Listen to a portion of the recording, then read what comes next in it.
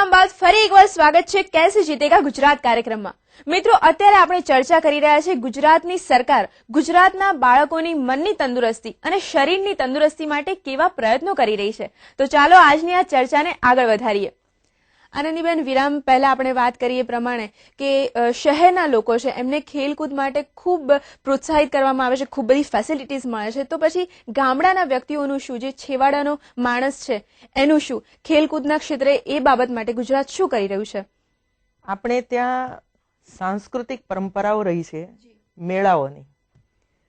તરણેતરનો મેળો થાય છે, એ જ રીતે દેવગઢ બારિયામાં આદિવાસીનો મેળો થાય છે। અમે વિચાર કર્યો કે આમાં હજારો ભાઈ બહેનો આવતા હોય છે, બાળકો આવતા હોય છે, તો ગામડાના બાળકોને પણ આનો લાભ મળે ખેલકૂદનો, એટલા માટે ગ્રામ્ય ઓલિમ્પિક્સની ત્યાં શરૂઆત કરી। અને અમારા સૌના આશ્ચર્ય વચ્ચે લાજ કાઢીને આવતી બહેન પણ સ્પર્ધામાં ભાગ લેતી હોય છે, બાળકો પણ સ્પર્ધામાં ભાગ લેતા હોય છે, યુવકો પણ સ્પર્ધામાં ભાગ લે છે।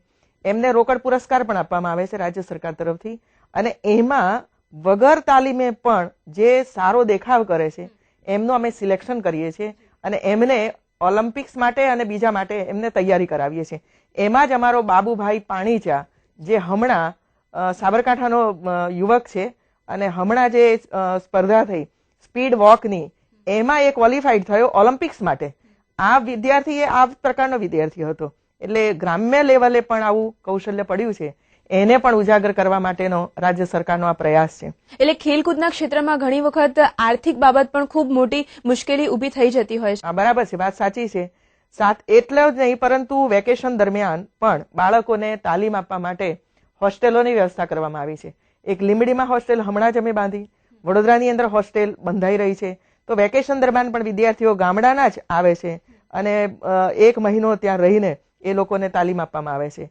એ જ રીતે આપણું એક સેન્ટર આબુ ઉપર પણ ખેલકૂદનું સેન્ટર છે, એટલે જે વોકિંગ માટેના જે હોય છે, ખડક ઉપર ચડવા માટેનું હોય છે, જુનાગઢનો પહાડ ચડવા માટેનું હોય છે, સરહદી વિસ્તારની અંદર બાળકોને લઈ જઈને સરહદ બતાવવાનો તો સાચો જ, પરંતુ એની અંદર કેવા પ્રકારનું જીવન ધોરણ છે, એવા અનેક પ્રકારના કાર્યક્રમો આ રાજ્ય સરકાર બાળકોના માટે જ કરી રહી છે, એમના સ્વાસ્થ્ય માટે, એમની જાણકારી માટે અને બાળકો આગળ આવે એના માટે આ બધો પ્રયત્ન ગામડાના બાળકો માટે અને શહેરના બાળકો માટે કરી રહી છે।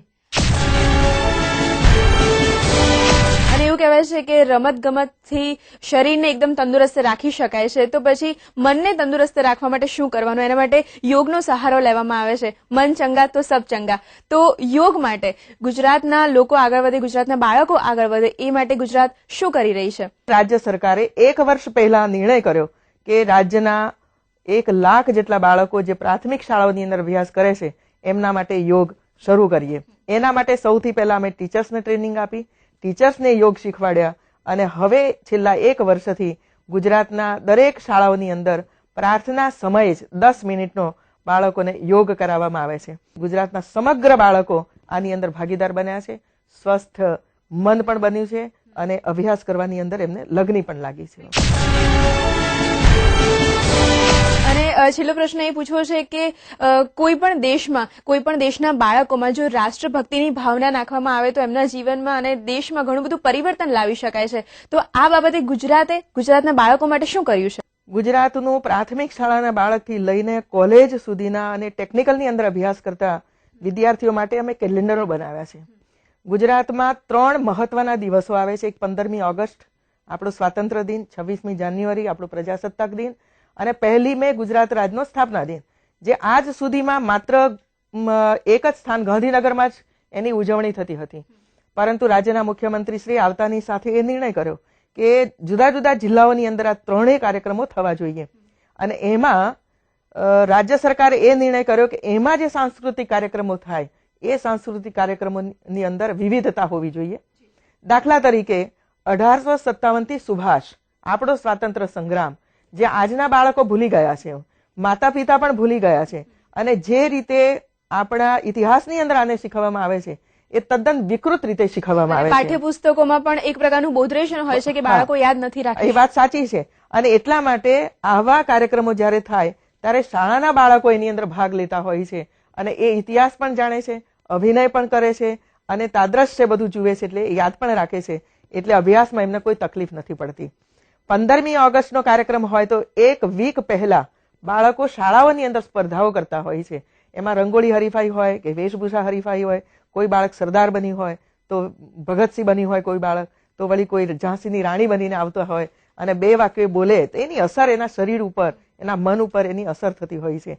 એને એવું બનવાની એક ઝંખના પણ જાગતી હોય છે. ભવિષ્યમાં એ બાળકો આગળ પણ આવતા હોય છે. રાજ્યની અંદર દર વર્ષે 5 એવા શૌર્ય ગીતો કે દેશભક્તિના ગીતો બાળકોએ કંઠસ્થ કરવા જોઈએ અને એનો અભિનય એમને કરતા આવડવો જોઈએ. આ નિર્ણય રાજ્ય સરકારે કર્યો છે અને એટલે મોટા ભાગની શાળાઓએ બાળકોને 5 ઓછામાં ઓછા 5 દેશભક્તિના ગીતો બાળક તે કંઠસ્થ હોવા જોઈએ. અભિનય સાથે બાળકો એ કરે એ પ્રકારનું પણ કામ શરૂ કર્યું છે. એટલે ગમ્મત સાથે બાળકોને જ્ઞાન પીરસવાની એક સરસ મજાની કળા ગુજરાત સરકારે બાળકોને આપી છે. આપણો 150 વર્ષ જયારે આઝાદીના જંગને થયા અને એ સમયે જયારે કેન્દ્રએ અને રાજ્ય સરકારે નિર્ણય કર્યો કે આપણું વંદે માતરમ ગીત ગાવું, તો આ વંદે માતરમ ગીત ગાવા માટે સોનિયા ગાંધી ના ગયા, પણ અમારા ગુજરાતના એક શાળાની અંદર ને કોલેજની અંદર અને સામૂહિક રીતે જન લોકોએ પણ એટલે લોકોએ પણ વંદે માતરમ ગીત બહુ જ ભાવના સાથે અને દેશભક્તિ સાથે ગાયું હતું. એટલું મારે આ પ્રસંગે કહેવું છે. અને દેશના બાળકોએ તો જે કર્યું એ મને ખબર નથી એવું, પરંતુ ગુજરાતની અંદર તો એક વાતાવરણ ચોક્કસ બન્યું હતું. અને ગાંધીનગર જેવા જે સચિવાલય છે અમારું, અને એમાં ખાસ કરીને કર્મચારીઓ જ્યાં વસતા હોય, એક કર્મચારી મુખ્યમંત્રી શ્રી સહિત હજારોની સંખ્યાની અંદર શિસ્તબદ્ધ રીતે આવીને વંદે માતરમનું ગીત ગાઈ અને દેશને એક સ્વતંત્રતા અપાવવામાં જેમણે પણ પોતાનું યોગદાન આપ્યું હતું, જે શહીદી વોરી હતી, ફાંસીના માચડે વંદે માતરમ કરીને ચડી ગયા હતા, એમને સાચા અર્થની અંદર શ્રદ્ધાંજલિ અર્પિત કરીએ. ચોક્કસ એવું કહી શકાય કે ભવિષ્યનું ગુજરાત ખૂબ જ સુંદર અત્યારથી જ દેખાઈ રહ્યું છે. દર્શક મિત્રો, અત્યારે સમય થઈ ગયો છે છૂટા પડવાનો. ફરીથી મળીશું એક નવા જ વ્યક્તિને લઈને નવા વિષયની સાથે. ત્યાં સુધી અમને રજા આપો. નમસ્કાર.